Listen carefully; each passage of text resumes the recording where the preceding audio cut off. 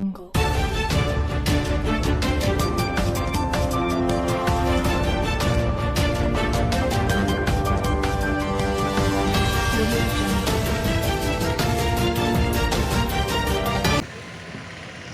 కష్టం వచ్చినా చెప్పండి.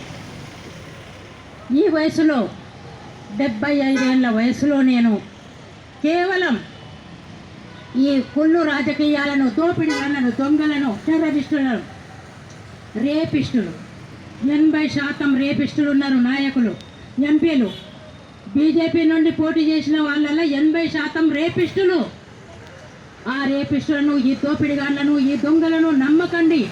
పవిత్రమైన సోషలిస్టు పార్టీని నమ్మండి. మనకు ఈక్వాలిటీ, ఆడ మగ సమానం, సౌత్ నార్త్ సమానం, మొత్తం దేశం మొత్తం సమానం. కానీ నార్త్ వాళ్ళు సౌత్ వాళ్ళని చూస్తలేరు. నార్త్ వాళ్ళు, ఈ నార్త్ పార్టీలు ఏవైతే ఉన్నాయో వాళ్ళందరూ కూడా సౌత్ వాళ్ళని ఏం చూస్తలేరు. మీరన్నీ ఆలోచించాలి.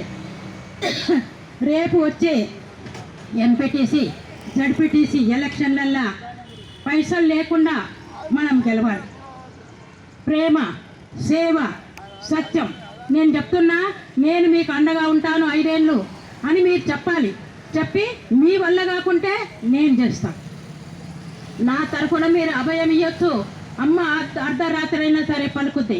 అర్ధరాత్రి, అమ్మ నాకు ఈ కష్టం వచ్చింది, నాకు ఈ దాఖల్లో అడ్డగోలుగా బిల్లేసిండు, ఈ కాలేజీలో అడ్డగోలుగా బిల్లేసిండు, ఈ స్కూల్లో అడ్డగోలు బిల్లేసిండు, అవన్నిటిని కూడా చూస్తాం. ముఖ్యంగా రైతులు ఎట్లంటే ఇప్పుడు ప్రాజెక్టుల కోసం తీసుకొని పైసలు ఇవ్వలేదు, అవి ఊర్లే కొట్టుకుపోయినాయి, నిరాశ్రయులైనరు.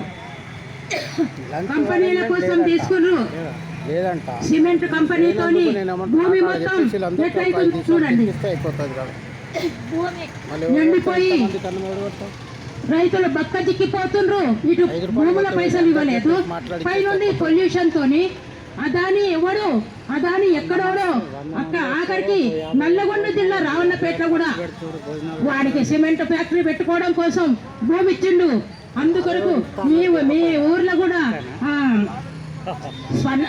వెల్స్ ఫండ్ కు 400 ఎకరాలు అవసరం ఉండే 600 ఎకరాలు ఇచ్చిండ్రు. వాళ్ళు మిగతా ఎకరాలు అమ్ముకుంటారు, వాళ్ళు వేరే వాళ్ళకు. దున్నుకునే రైతుకు భూమి లేదు, అక్కడ వాళ్ళు ఒట్టిగా వదిలేసిండ్రు భూములు. అందుకొరకు ఏ ఫ్యాక్టరీ పెట్టినా, ఏ కాలుష్యాన్ని అన్నిటినీ మనం భరిస్తున్నాం. అందుకొరకు ఇవన్నిటికీ ఎదురుదాలే. మీ అందరూ తోడుగా ఉంటే ఏ దానికైనా సిద్ధం.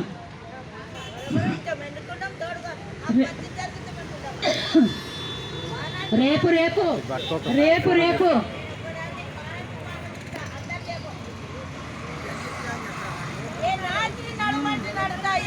రేపు రేపు ఇంకా ఎన్నో ఉద్యమాలు చేసేది ఉంది. అడ్డగోలుగా ధరలు పెంచుతుండ్రు. 165 లక్షల కోట్ల అప్పు చేసిండు మోడీ. 55 కోట్ల అప్పుండే, ఈ మిగతా 165 కోట్ల అప్పు చేసిండు. ఇప్పుడు రాష్ట్రం అప్పు వేరే ఉంది, దేశం అప్పు 165 లక్షల కోట్లు. మనం చెయ్యలే అప్పు, మన నెత్తి మీద ఉంది. ఇప్పుడు మనం చెయ్యలే, వాడు మన దీపం ఉండగానే ఇల్లు చక్కబెట్టుకోలే. ఇప్పటి నుండే ఎదురుదాము, ఎదురు మాట్లాడి ఎదురు తిరిగి మన దేశాన్ని మనం రక్షించుకుందాం. ఇది నిజం. నేను ఒక చదువుకున్న గెజెటెడ్ ఆఫీసరు, అన్ని విధాల పరిశాను నాకు తెలుసు. అందుకొరకు మీ పరిశానులన్నీ నేను తెలుసుకొని మీకు అండగా ఉండాలని మేము నిర్ణయించుకొని వచ్చినాం. సోషలిస్టు పార్టీ అబద్ధం ఆడదు, ఎవరిని హింసించదు, సమానం. పేదవాళ్ళన్నా, నల్ల తెల్ల, పేద ధనిక, ఏ ముసలి చిన్న ఏ భేదం లేదు మాకు. అందరూ నా వాళ్ళు. సోషలిజం అంటేనే అంత సమానత్వం. అందుకొరకు ఈ సమానత్వం చేసే పార్టీని మీరు గెలిపియాలి. ఏది వాడి ఓటు మురిగిపోతేమో ఆడు గెలుస్తాడు, వాడికి వేద్దాము, వీడు గెలుస్తాడు, వీనికి వేద్దామని అనుకుంటే వేస్ట్.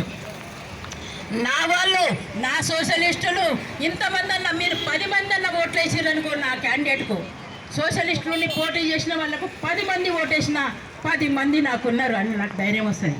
అందుకంటే ఈసారి మాత్రం సర్పంచులను ఎన్నుకోవాలంటే కేవలం సర్పంచులను మన సోషలిస్టు పార్టీ